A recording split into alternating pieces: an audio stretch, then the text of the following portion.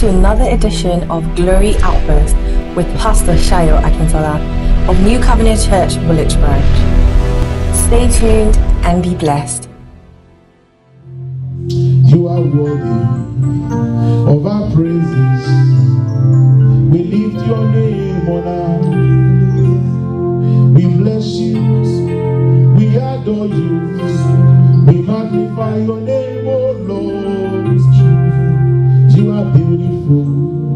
You are wonderful. There is none like you, Lord. Rose of Sharon, man of war, your great name I praise. God of mercy, God of power, you are worthy of our praise. You are glorious, you are wonderful. We exalt your holy name. All-knowing, almighty, thy great name. How can they die when there is a promise of God upon their life? We exaggerate. Doctors exaggerate your problem. They look at it and say, wow, hey, don't listen to that. Do you know something about the Bible? Every time the Bible talks about going to Egypt, there is a word that usually comes with it. It said that Abraham went down. You are always going down every time you choose to lie. Every time you choose to downplay the promise of God upon your life. You will always know that there is different ways of solving problems. There are churches. I start to tell you, there are churches that will guarantee you miracles. But it may not be through the Bible. Listen to this. So, the next thing Jacob did also was to what? To go down to where? To Egypt. But you know one thing with this? Let's go back. And I want you to look at this. When Abraham went down to Egypt, believe me, go and read the Bible very well. He paid a very great price. He paid a very great price. Now, when Jacob also sent his children to Egypt, do you remember what happened to them? They paid serious price. They were locked up in prison in Egypt. They were tormented. They were accused. They were humiliated. Why? Because they choose to go to where? To Egypt. Why would I want the promise of God? Why will I deal with famine and go through such humiliation? Now let's look at another famine, and let's now look at how it was handled. And that's the way I want you to handle every famine in your situation or life this morning. Turn about with 2 Kings chapter 6. In fact, this famine I'm going to talk about is much. What word can I use? Was more severe. God bless you. Was more severe than the famine that Abraham dealt with, that Isaac dealt with, and that who? Jacob dealt with. It was more severe. Look at that. 2 Kings chapter 6. And let's look at verse 24. And this is going to lead us to prayer. And it happened after this that Ben-Hadad, king of Syria. There is a lot in this story that I really want you to understand. Listen to me. You will be, God said you are the head and not the tail. When you discover you are not prospering the way God wants you to prosper, it's not the will of God. The Bible says, I wish above all things that you may prosper and be in health, even as your soul prospers. The Bible says God has pleasure in the prosperity of his servant. Running errands together is not the will of God for you. Struggling with your health is not the will of God for you. Struggling with your finances is not the will of God for you. Jesus became poor so that we can become rich. Two people cannot suffer for the same thing. He had taken my grief. You have no grief to bear anymore. He has taken away my sorrow. So every sorrow, every grief does not belong to you. Somebody took it away on the cross of Calvary. He said it is finished. Listen to this very carefully. Ben-Hadad, king of Syria, Syria. Who is Syria before the God of Israel? But look at what happened. Ben-Hadad, the Bible says, did something. Did what? Besieged Samaria. And there was a great famine in Samaria. And indeed, they besieged it until a donkey head was sold for 80 shekels of silver, and 1/4 of calf of dove drop it for 5 shekels of silver. Look at this. To add insult upon injury. Then as the king of Israel was passing by on the wall, a woman cried out to him, saying, "Help, my lord, O king." And the king was very angry, because the king was already frustrated. He was already deflated. He was already defeated. He himself was totally what? Confused. He doesn't know what to do. Look at what the king said. And he said, "If the Lord does not help you, where can I find help for you?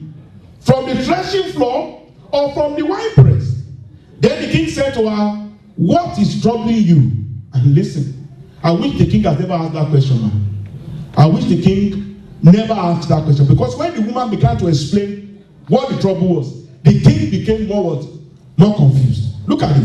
And she answered, "This woman said to me, give your son, that we may what?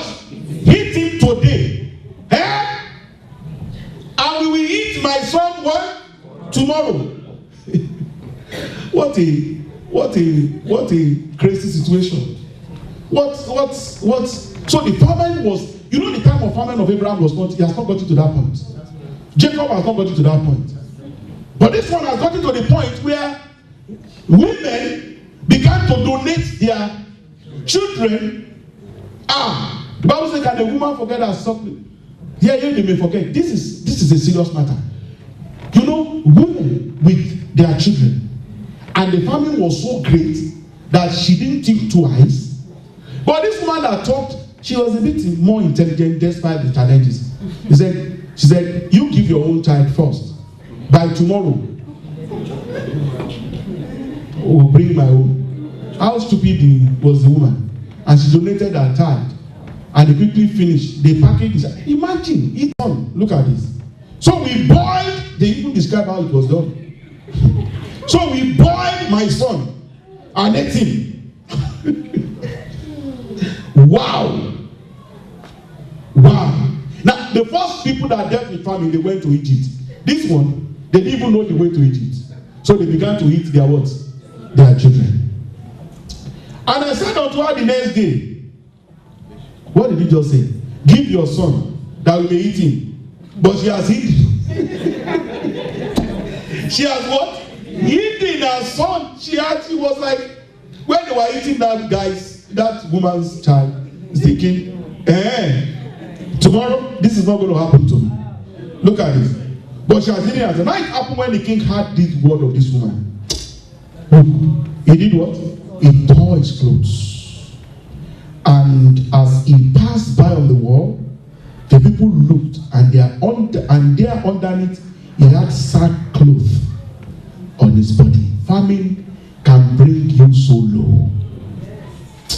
Famine can bring down and deflate your ego, deflate your emotions, make you really mad. Imagine if the doctor look at you and give you a news that you are not expecting. For the first 10 minutes, you are a bit confused. You look at yourself, what's happening here? What's happening here? Is this me? That was the situation of this king. He was so depressed. He was so angry. He was so deflated. He was so unhappy. Under my leadership, people are beginning to hit each other. This is horrible. It can't be worse than this. It's really sad. Imagine, maybe you are in an asylum or you are in a detention, and they have just given you few days that they are going to deport you. Can you imagine how challenging that situation can be? Listen to this. Look at what he said. And let's look at the answer this man gave. He didn't say, I'm going back to Egypt. He didn't say, all of you join me, we should go back to Egypt.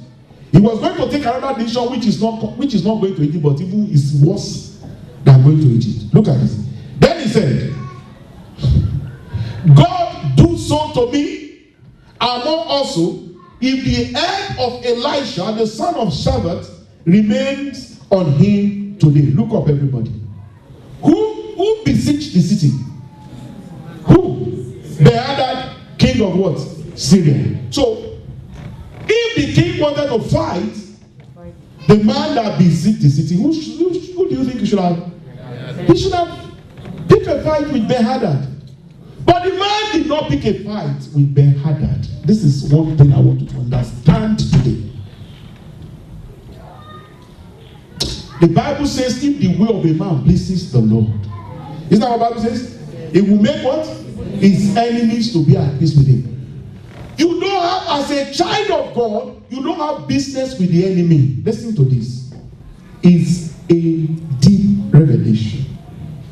The king knows that fighting Ben-Hadad is a waste of time. Because Ben-Hadad, as the king of Syria, could not have overcome Israel if there is not something wrong between Israel and God. Did you get that? There was something wrong between Israel and God. When the hand of the enemy is prevailing over your life, look at the scripture very well. For 1 minute, please ignore the enemy and look at God. God is everything right between me and you. The king said, I will kill prophet Elisha for this famine. Why can't he go and kill Ben-Hadad, king of Syria? If he kills Ben-Hadad, king of Syria, another king will rise up against him, but I will still cause him trouble. But look at this. But Elisha was sitting in his house, and the elders were sitting with him, and the king sent a man ahead of him. But before the messenger came to him, he said to the elders, do you see how this son of a murderer has sent someone to take away my head? Look, when the messenger comes, shut the door, and hold him fast at the door. Is not the sound of his master's feet behind him? And while he was still talking with them, there was the messenger coming down to him, and then the king said, surely this calamity is from the Lord. Why should I wait for the Lord any longer? No, he didn't say the problem was from what? Ben-Hadad, king of Syria. One thing I want you to notice is this. When things are not working right with you, don't always give the praise to the devil. Don't always think to blame the devil for it. Look around, look inside. Is there anything I'm doing? Look, the Bible says, for in him I live, I move, and I have what? I have my being. If anything touches me, it must mean that I'm out of him. Or there is a gap between him and me. Do you understand that? So the king did not pursue Ben-Hadad, he pursued the man of God. And he pressed the man of God to the point that the man of God had to seek the face of God for a permanent solution to the problem of the famine. Flip your Bible to 2 Kings chapter 7 verse 1 and let's see.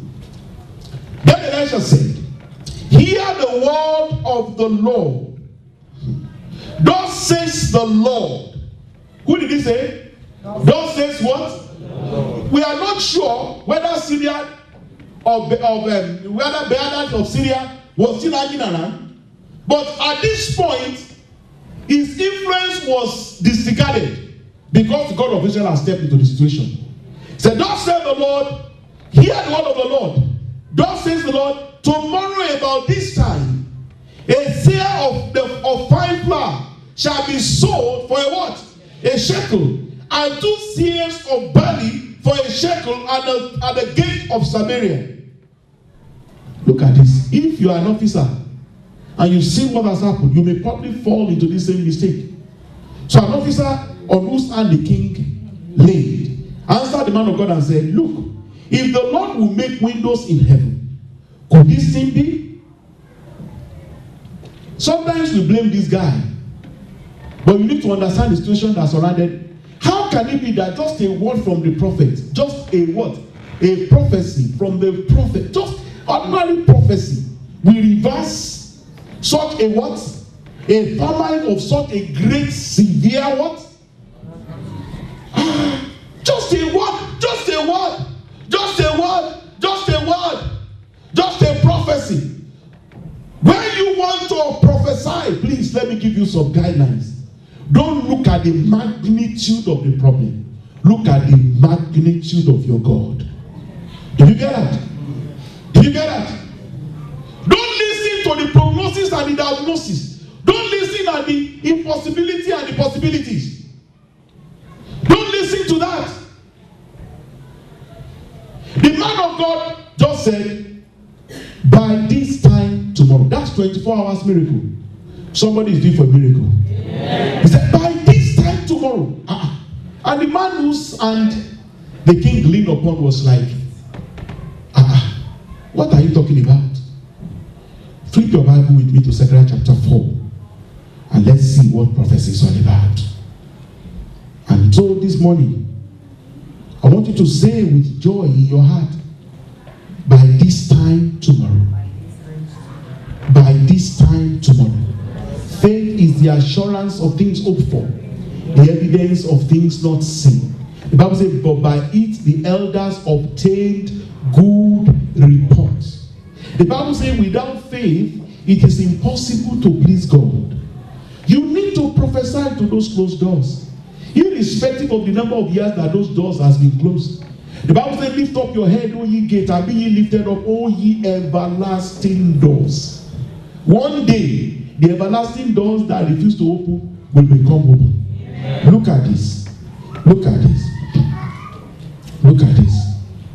He said unto me, in verse chapter 4, and I start to read from verse 6. So he answered and said to him, this is the word of the Lord to Zerubbabel.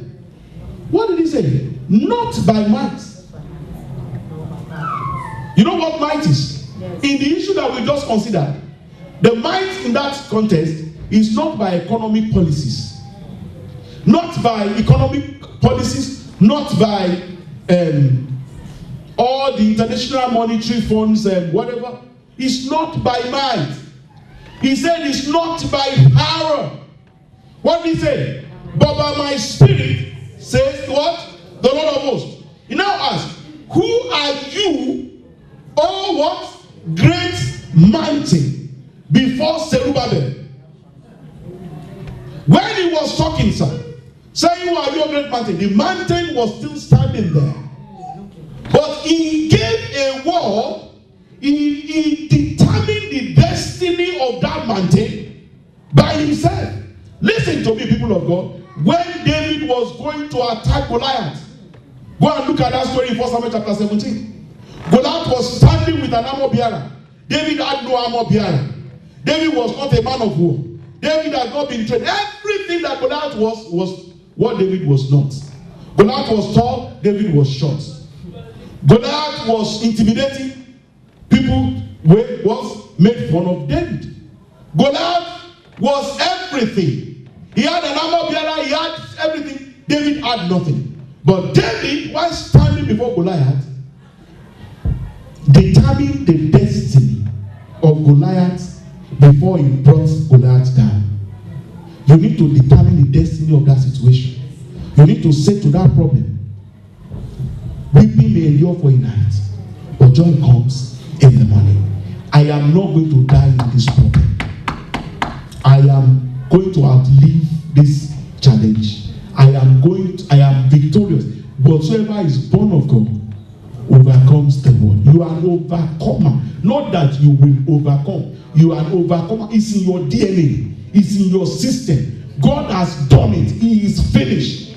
We don't walk by sight. We walk by faith. Stop talking by sight. Start talking by what? By faith. Look at this. The mountain was standing there. Who are you, great mountain. He was, how are you, oh great mountain? Before Zerubbabel, look at what he said. You shall become a what? A plain. You shall become a plain. You shall become a plain. That is the counsel of God for me. Then as I round up, let me tell you something. God has given you mouths to be able to determine your life. The Bible says, as you open your mouth, God will fill it. If you don't open it, don't expect anything. Who art thou, O great mountain? Before me, you shall become a what? A plain. I've had testimonies of people who are healed of sicknesses that they discover is incurable.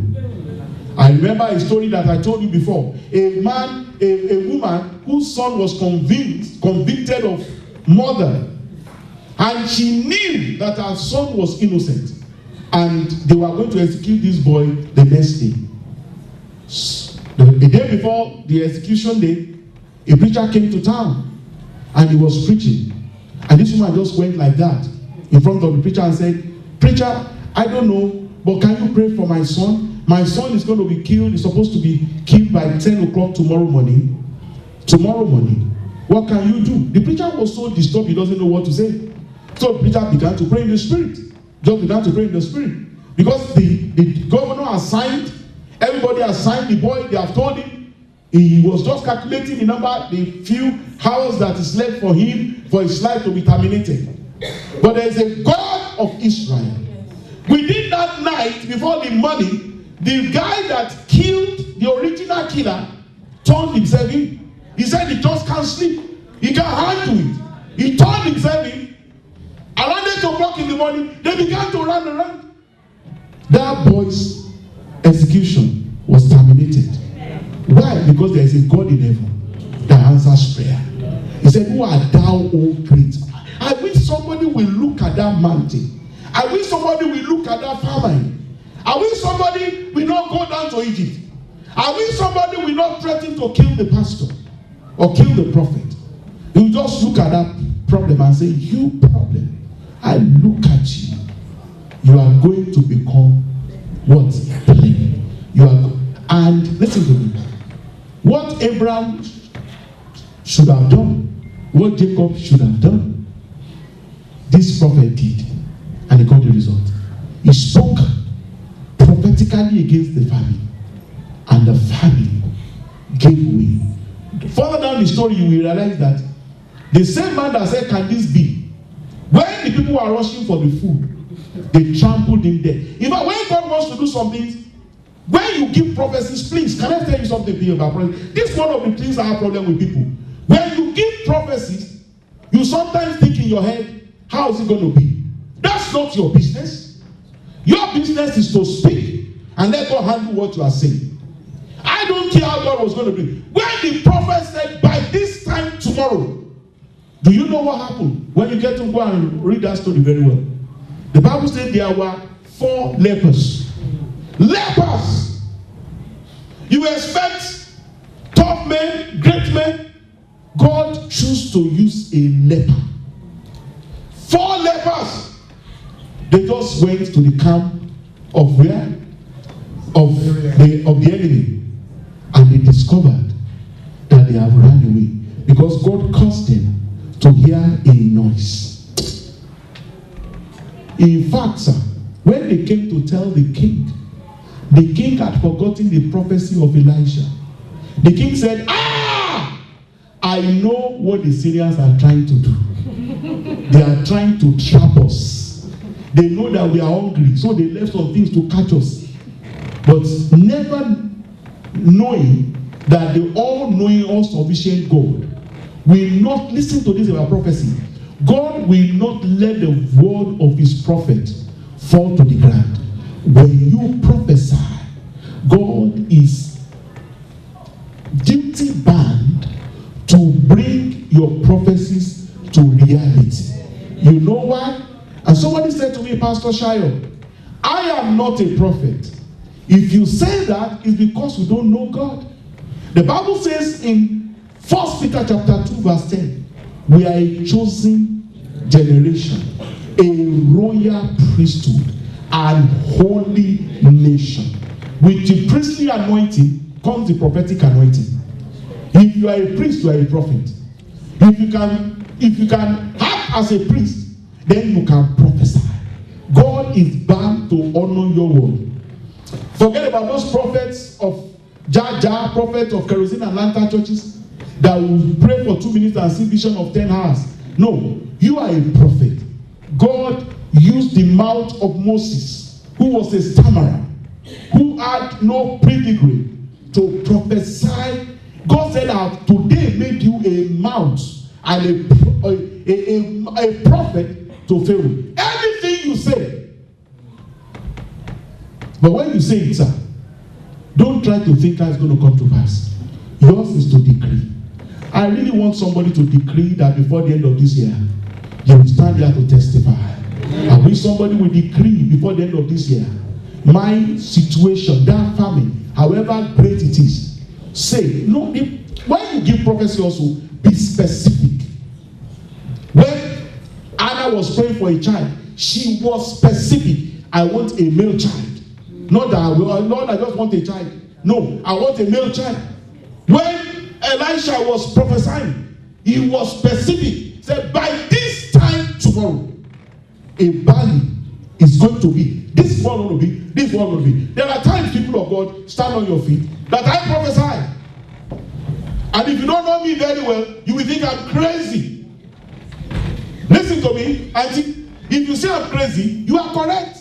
You know why I say you are correct? The Bible says God has chosen the foolish things of this world to confound us. So some things I say may not make sense to you. But I tell you something, people of God. Where I am today, what you are seeing today is a result of prophecy of yesterday. It's not, life is not what happened by chance. Life is what you bargain for. Life is what you say. Life is who you are. Going to university is not a guarantee of breakthrough. Reading medicine or law is not a guarantee of becoming successful. Am I talking to somebody there? There are people who are dropped out from school. Steve Jobs was a dropout from school. Bill Gates was not that. I don't think he was in that. Was not that good. But they saw a future, and they pressed themselves to it. I wish somebody would be aggressive this morning. Somebody will speak with total boldness in their heart against that sickness, against that every wrong prophecy. What people say, listen to me. I don't care what people say about you. What you say about yourself is what matters. Am I talking to somebody there? People may call you any name. They called Abraham. They called Elizabeth. You know what they used to call her in the area? The barren woman. The barren woman. And one day the angel said, go and tell her that which was called barren by men is called fruitful by God. So it doesn't matter what people call you. It doesn't matter what they say to you. Lift up your voices this morning and begin to speak about your life. Thank you for joining us for this week's episode of Glory Outburst with Pastor Shayo Akintola. We hope you have also been blessed. Stay tuned and see you next week on Glory Outburst.